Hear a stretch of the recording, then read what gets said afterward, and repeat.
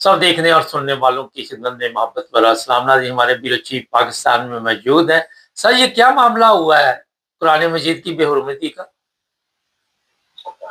जी बिल्कुल, ये शादरा का इलाका है, शादरा टाउन का। तो वहाँ पर ये एक वाक़या हुआ है कि एक नौजवान लड़का था अली चंद नामी, तो उसने सोशल मीडिया के ऊपर टिकटॉक के ऊपर जो है वो एक वीडियो वायरल की थी जिसमें कुरान की आयत जो है उसकी जो बेहुरमती की जा रही थी और उसमें ये नाज़ेबा अल्फाज इस्तेमाल किए गए थे। तो ये लड़का वहाँ पर जो शादरा टाउन के एक रिहायशी है, जुनैद खान एडवोकेट है, तो उन्होंने भी इसके ऊपर नोटिस लेते हुए फौरी तौर पे ये मुतालबा किया था कि 2 अफराद जो है, ये लड़का जो है अली चाचा जिसने कुरान की बेहुरमती की है, जिससे लोगों के जज्बात मजबूर हुए हैं और लोगों का इलाके में बहुत ज्यादा इश्तियाल पाया जा रहा था। तो लोग जो है इकट्ठे हो गए थे थाने के बाहर, तो उन्होंने फिर फौरी मुतालबा किया कि इनके खिलाफ जो है फौरी तौर पर एफआईआर दर्ज की जाए, इनको गिरफ्तार करके हमारे हवाले किया जाए ताकि हम इसे कुछ बदला ले सके। तो पुलिस ने फौरी तौर पर एफआईआर दर्ज कर दी है, लेकिन लड़का जो है वो अभी तक गिरफ्तार नहीं हो सका।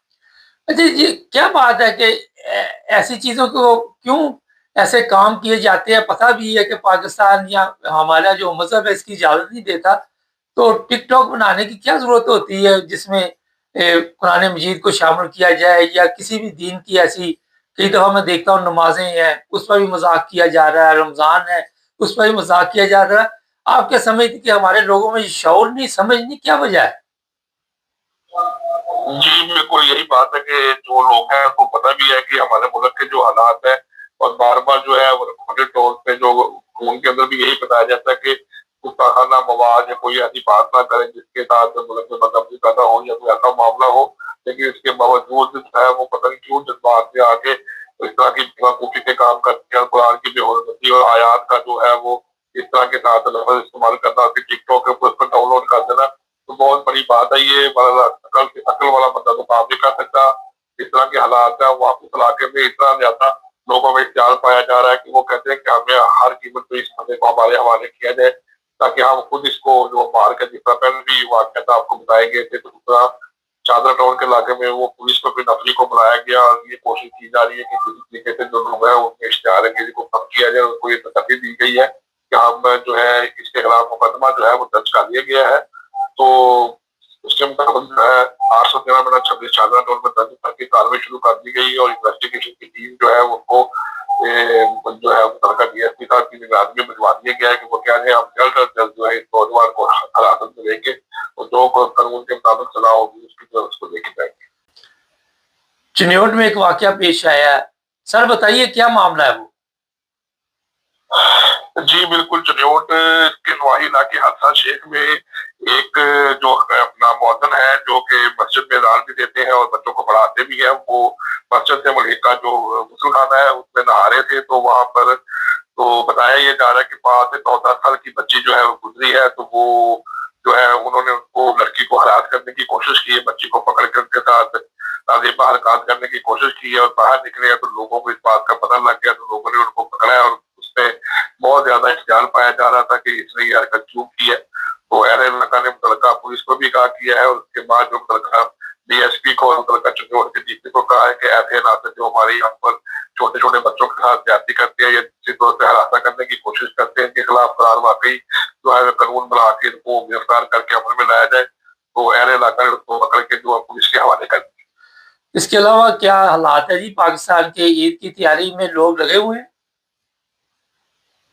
जी, बिल्कुल, ईद की तैयारी में लोग लगे हुए हैं और सबसे बड़ी बात ये है कि जो जैसे ही ईद के दिन करीब आ रहे हैं, अब थोड़ा वक़्त रह गया है, चंद दिन बकाया रह गए हैं और लोड शेडिंग जो है उसमें भी बड़ी तेज़ी आ गई है और गैस की लोड शेडिंग उसमें भी तेज़ी आ गई है और महँगाई में भी तेज़ी आ गई है। और लोगों के लिए इस वक़्त खरीदारी करना और सारे मामलात को हैंडल करना बहुत ज़्यादा मुश्किल हो चुका है, क्योंकि जैसे ही ईद के करीब आते हैं तो लोगों का बाज़ारों में रश बढ़ जाता है। लेकिन दुकानदार जो हज़रात हैं वो लाइट ना होने की वजह से जो है वो परेशानी का शिकार है और मुसलसल कहते हैं कि हमारे कारोबार के दिन है, लोगों के ईद के लिए शॉपिंग करनी है, हमारे पास लाइट नहीं है। और महंगाई की वजह से जो है लोग पहले ही बहुत ज्यादा परेशान है। जूतियां और ये कपड़े हैं, इसकी वजह से बहुत ज्यादा जो है वो महंगाई की वजह से इनकी इस्तेमाल से बाहर हो चुका है। तो लोग हमारा कोशिश कर रहे हैं कि अपने बच्चों को जिस तरह किसी तरीके से ईद ईद के लिए जो है वो कपड़े खरीद के या बाकी जो सामान है वो खरीद के दे सके। सर, सरगोदा से भी एक खबर हमारे पास है, जरा बताइए हमारे देखने वालों को।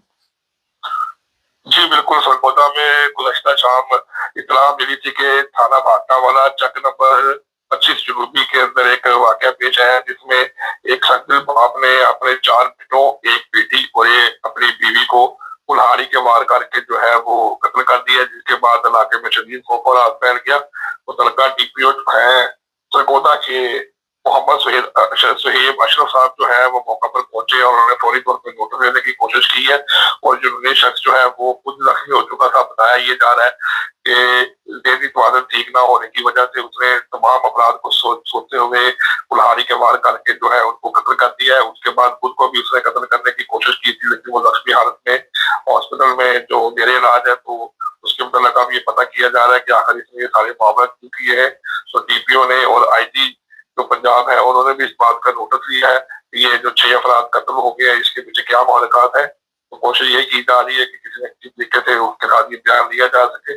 और ये जो दिलखाश वाकया पेश है, जिसमें एक ही घर के अपने ही खानदान के जो है 4 बेटों, एक बेटी और एक खातून को जो है कुल्हाड़ी के वार करके कत्ल कर दिया।